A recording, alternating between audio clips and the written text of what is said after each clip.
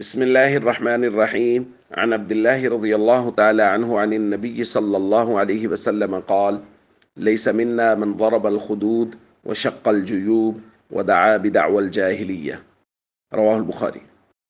نبی کریم صلی اللہ علیہ وسلم نے ارشاد فرمایا، وہ شخص ہم میں سے نہیں ہے جو نوحہ کرتے ہوئے اپنے رخسار پیٹے، گریبان پھاڑ ڈالے اور جاہلیت کی پکارے۔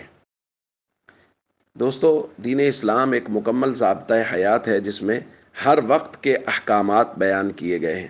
کسی بھی صدمہ کے وقت یا کوئی پیارا دل کے بہت قریب اگر وہ دنیا سے چلا جائے تو اس وقت کے احکام، اس وقت کی ہدایات بھی نبی کریم صلی اللہ علیہ وسلم نے ارشاد فرمائی ہیں۔ جہاں تک تو دل کے غمگین ہونے کا، آنکھوں سے آنسو جاری ہونے کا تعلق ہے تو کل اس کی تفصیل بیان کر دی گئی ہے کہ وہ بالکل جائز ہے، لیکن کچھ امور ایسے ہیں کہ اس وقت ان سے منع کیا گیا ہے۔ سینہ کوبی کرنا، کپڑوں کا پھاڑ دینا، گریبان کا پھاڑ دینا، جاہلیت کی بولیاں بولنا، نبی کریم صلی اللہ علیہ وسلم نے اس سے منع فرمایا ہے۔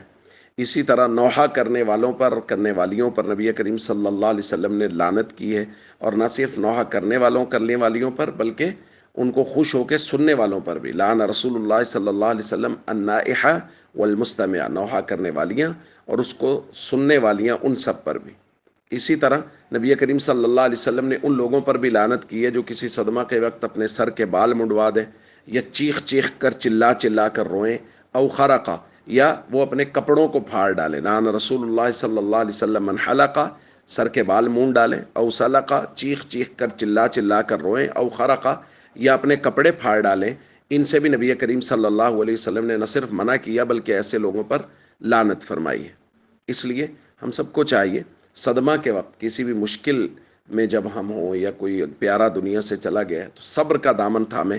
باقی اگر آنکھوں سے آنسو جاری ہیں، دل غمگین ہے، تو اس کی بات کی جا چکی ہے کہ اس کی نہ صرف اجازت دی گئی ہے بلکہ نبی کریم صلی اللہ علیہ وسلم سے بھی منقول ہے کہ مختلف صحابہ کرام کی وفات کے موقع پر آپ صلی اللہ علیہ وسلم نہ صرف رنجیدہ ہوئے بلکہ آپ کی مبارک آنکھوں سے آنسو بھی جاری ہوئے۔